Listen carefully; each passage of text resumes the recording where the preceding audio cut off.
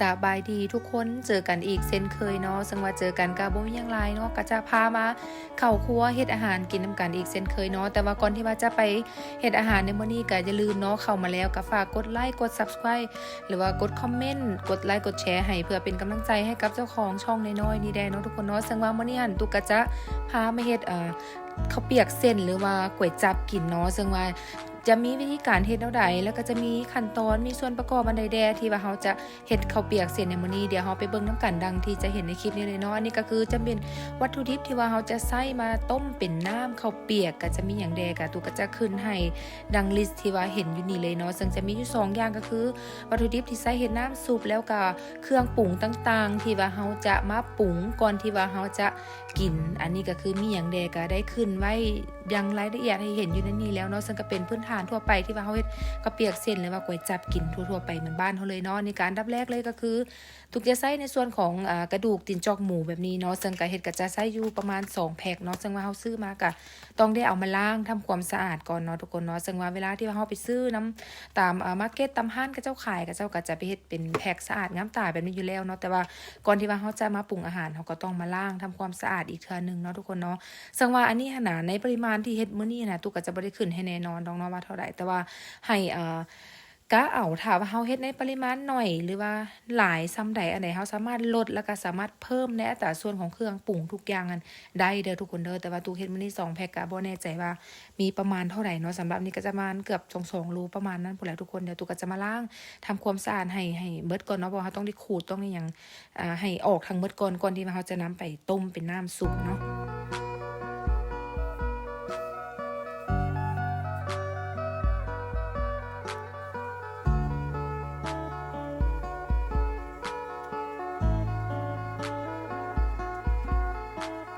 การล่างก็จะล่างอยู่2น้ำ3น้ำประมาณนั้นผู้ใดทุกคนเพราะว่าต้อง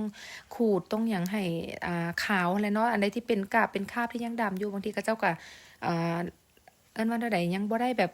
คั่วแบบสะอาดหล่อนขนาดนั้นเราก็ต้องได้มาคั่วให้สะอาดให้เกลี้ยงก่อนที่ว่าเราจะมานำปรุงแต่งอาหารกินอีกเทื่อหนึ่งเนาะทุกคนเดี๋ยวตุกก็จะล่างแล้วก็เราถึงจะเอาไปตัดเป็นหยังเป็นต้นแล้วเราก็จังไปต้มไปลวกอีกเทื่อหนึ่งเนาะ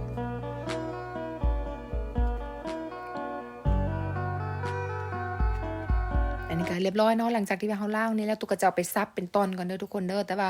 อันนี้ก็คือจะเป็นในส่วนของหม้อน้ำที่ว่าเฮาจะมาต้มมาลวกก่อนที่ว่าเฮาจะเอาไปต้มเป็นน้ำซุปอะนะในอันนี้เป็นวิธีการของตุกเองเนาะที่ว่าเฮ็ดประจำเลยก็คือต้องเอากระดูกที่ว่าเฮาจะไปต้มเป็นน้ำซุปหั้นต้องมาต้มมาลวกในน้ำร้อนประมาณ5-6นาทีก่อนเพื่อว่าให้เอิ้นว่าแนวใดคราบเลือดหรือว่าคราบไขมันคราบเปื้อนต่างๆที่ติดอยู่นำกระดูกหรือซีนหั้นออกก่อนที่เฮาจะเอาไปต้มในหม้อของน้ำซุปอีกเทื่อหนึ่งเนาะทุกคนอันนี้ซึ่งเป็นตีนจอกที่ว่าตุกตัดมาแล้วเนาะซึ่งว่าก็เร่งรัดตัดตอนตัดออกไปเนาะในช่วงที่ว่าเฮาไปซับไปตัดกระดูกหมูตุกก็บ่ได้เอามาใส่เนาะก็เอามาให้เบิ่งเป็นขั้นตอนที่ว่าเฮาซับเป็นตอนเป็นชิ้นแบบนี้มาเรียบร้อยแล้วเนาะนี่ก็จะมาต้มมาลวกประมาณ5-6นาทีก่อนเนาะทุกคนเนาะก่อนที่ว่าจะเอาไปต้มในน้ำซุปอีกเทื่อหนึ่งเด้อ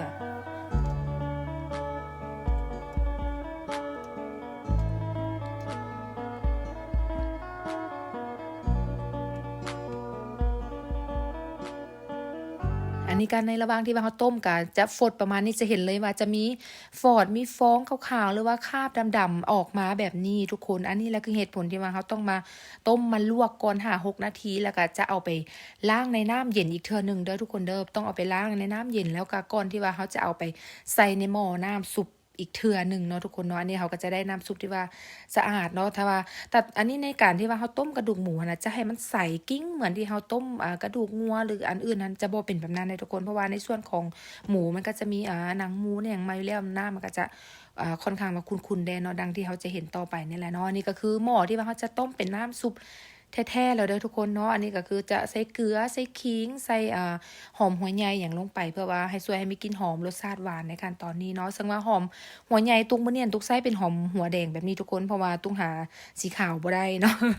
มื้อนั้นบ่มีสีขาวติดตู้ไว้ก็เลยได้ใส่เป็นสีแดงแต่ถ้าผู้ใดมีสีขาวน่ะใส่เป็นหัวสีขาวเด้อทุกคนเด้อแต่อันนี้ตุกใส่เป็นสีแดงเพื่อเอาแก้คัดไปเนาะแล้วก็เอากระดูกส่วนที่ว่าเฮาต้มลวกไว้หั่นแหละแล้วเฮาไปล้างน้ำเย็นสะอาดแล้วเราถึงจะมาใส่ในหม้อสุกแบบนี้เด้อทุกคนเด้ออันนี้ก็จะเทลงไปให้หมดเลยเนาะ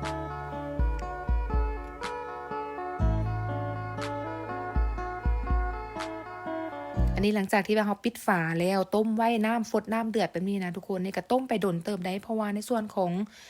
กระดูกตีนจอกหมูหนังหมูอันนี้เราก็ต้องใช้เวลาในการต้มหน่อยนึงเนาะแต่ว่าในช่วงที่ต้มน่ะอาจจะ30-35หรือ40นาทีอันนี้แล้วแต่ว่าเนื้อหมูที่ว่าเราใส่ว่าจะหยาบจะอ่อนหมูหยาบหมูอ่อนจังไหนเราก็ให้มาเบิ่งเอาเนาะอาศัยว่าเอามือเราจับเบิ่งถ้าว่าหนังหมูเปื่อยอย่างนั้นก็ถือว่าใส่ได้ทุกคนเนาะแต่ว่าในส่วนของหอมสิตุกก็จะตักออกเนาะเพราะว่าอันนี้เราบ่ได้ใส่ละเพราะว่าจะต้มเอาแค่ให้น้ำซุปความหวานของหอมหัวใหญ่ออกมาซื่อๆเนาะแนวกับตุกก็จะออกแล้วที่เหลือก็จะต้มแต่กระดูกต่อไปนี่เป็นแป้งนัวทุกคนหรือว่าผงชูรสนั่นแหละเนาะกะนัวหน่อยนัวหลายให้ซิมเอาในรสชาติที่ตัวเองมักเด้อทุกคนเด้ออันนี้เนาะตุกก็ใส่ในส่วนที่ว่ารสชาติที่เฮากินเนาะแล้วก็จะมี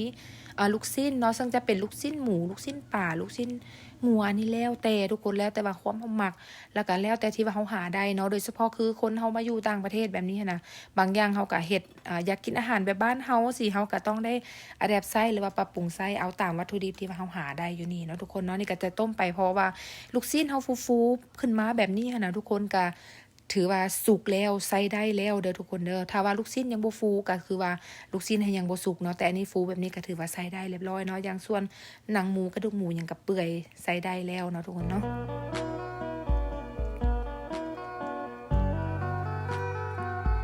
อันนี้ขั้นตอนต่อไปก็คือตุกต้มน้ำซุปในหม้อใหญ่แบบนั้นนะทุกคนแต่ว่าเวลาจะกินตุกบ่ได้เอาเส้น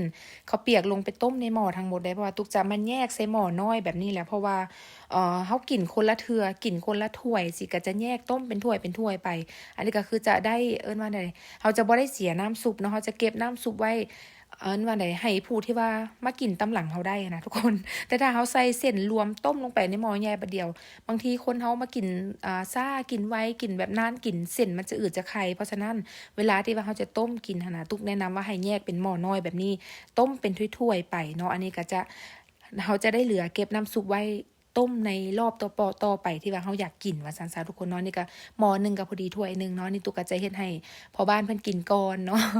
ก็จะเฮ็ดถ้วยนึงประมาณนี้เดี๋ยวเฮาจะต้มไปให้แบบเส้นข้าวเปียกหันฟูๆขึ้นมาก็ถือว่าใช้ได้เนาะทุกคนถือว่าสุกเด้อเพราะว่าในส่วนของเส้นข้าวเปียกหรือว่าทางไทยเฮาเส้นก๋วยจั๊บบ่เนาะอันนี้เฮาจะบ่ได้ต้มโดนถ้าว่าโดนเกินไปเส้นมันจะเละมันจะบ่แซ่บเนาะทุกคนเนาะอันนี้ฟูขึ้นมาประมาณนี้ก็ถือว่าใช้ได้แล้วตุกก็จะตักออกใส่ถ้วยเนาะ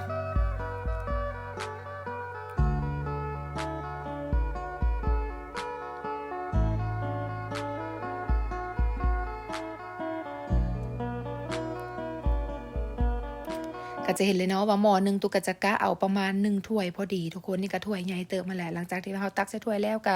ขั้นตอนการปรุงก็คือมาใส่เครื่องปรุงต่างๆอย่างที่ตุกได้ขึ้นให้ในเบื้องต้นนั่นแหละเนาะจะเป็นเลือดหมูที่ว่าต้มสุกแล้วผักหอมป้อมหอมบัว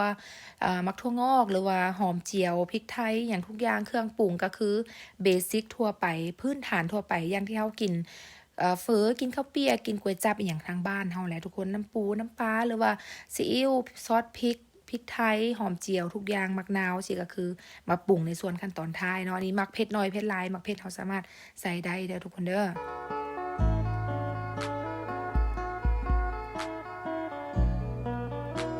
อันนี้ก็ถือว่าประมาณนี้เนาะทุกคนเนาะหลังจากที่เราใส่เครื่องปรุงทั้งหมดลงไปแล้วหั่นน่ะอันนี้ก็คือเราก็มาคนมาหยังก็กินซิมเอารสชาติที่ว่าตัวเองมักปรุงในรสชาติที่ว่าเรามักนั่นแหละทุกคนบางคนก็มักหวานอาจจะมีน้ำตาลน้ำหยังเพิ่มเข้าไปได้คือกันเนาะสำหรับการเฮ็ดข้าวเปียกเส้นหรือว่าก๋วยจั๊บต้มมื้อนี้ก็ง่ายๆเนาะทุกคนเนาะประมาณนี้เราก็ได้ข้าวเปียกเส้นร้อนๆแซ่บๆมากินแล้วเนาะ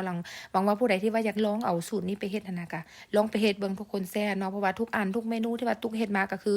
เป็นเมนูที่ว่าเราเฮ็ดกินเฮ็ดแท้เฮ็ดกินในครอบครัวเราได้แท้แซ่บแล้วเราถึงอยากมาแบ่งปันให้หมู่ได้กินนำสิเนาะได้เบิ่งได้ชิมนำสิหลังคลิปนี้ก็จะประมาณนี้เนาะทุกคนเนาะแล้วเป็นจังไดก็อย่าลืมเนาะเฮากดติดตามกดคอมเมนต์กด Subscribe ไว้เพื่อว่าจะบ่ได้พลาดคลิปใหม่ๆที่ว่าตุกก็จะอัปเดตมาให้เบิ่งอาทิตย์หนึงก็ประมาณ2คลิปประมาณนั้นเนาะแล้วก็เฮามาเจอกันใหม่ในคลิปหน้าเด้อทุกคนเด้อ